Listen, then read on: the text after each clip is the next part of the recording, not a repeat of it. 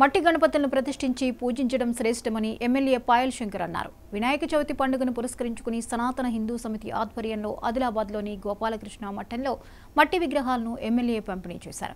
మట్టి గణపతులను పూజించి పర్యావరణాన్ని పరిరక్షించాలని మఠాధిపతి యోగానంద సరస్వతి సమితి అధ్యక్షుడు ప్రమోద్ కుమార్ పేర్కొన్నారు.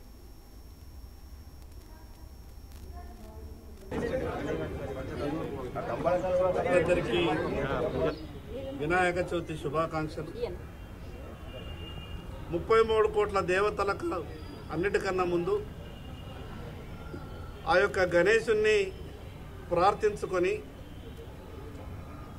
ఏ కార్యక్రమం చేసినా కూడా గణేశుని ప్రార్థనతోనే మన యొక్క కార్యక్రమాలు మొదలవుతాయి. ఈరోజు కాలుష్యాన్ని నివారించాలని సనాతన హిందూ ఉత్సవ సమితి ఆధ్వర్యంలో ఈరోజు మట్టి గణపతి విగ్రహాలని ప్రజలకు ఇవ్వడం జరిగింది. మారుతున్నటువంటి పరిస్థితులలో ప్లాస్టిక్ రహిత సమాజాన్ని నిర్మించుకోవాలి. ఈరోజు ప్లాస్టిక్ వాడకం వల్ల మరి అదే రకంగా ప్లాస్టర్ ఆఫ్ ప్యారిస్తో చేసినటువంటి విగ్రహాల వల్ల కొంత కాలుష్యమవుతున్నటువంటి సందర్భంలో సాధ్యమైనంతగా కాలుష్యాన్ని నివారించాలి, ప్రకృతిని కాపాడుకోవాలి.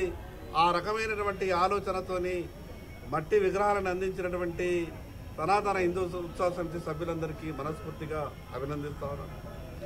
ఈ సందర్భంగా నా హిందూ బంధువులందరికీ విజ్ఞప్తి చేస్తా ఉన్నాను. ప్రపంచమంతా కూడా ఈరోజు హిందూ మతం వైపు, భారతదేశం వైపు, భారతదేశంలో ఉన్నటువంటి సంస్కృతుల వైపు ఆకర్షితులై ప్రపంచమంతా కూడా మన దిక్కు చూస్తూ ఉన్నది. ఈ యొక్క పండగ వాతావరణాన్ని మనమంతా కూడా గొప్పగా ఆనందంతో, ఎవరికి ఎక్కడ ఎటువంటి ఏ ఇబ్బంది కలిగించకుండా మనమంతా సుఖ సంతోషాలతో ఈ యొక్క పండుగను నిర్వహించుకోవాల్సిన అవసరం ఉన్నది. మనిషి ఎంత ఎత్తుకు ఎదిగినా మనకున్నటువంటి సంస్కృతిని, మనకున్నటువంటి ఆచారాలను మనమంతా తప్పకుండా పాటించాలందరికీ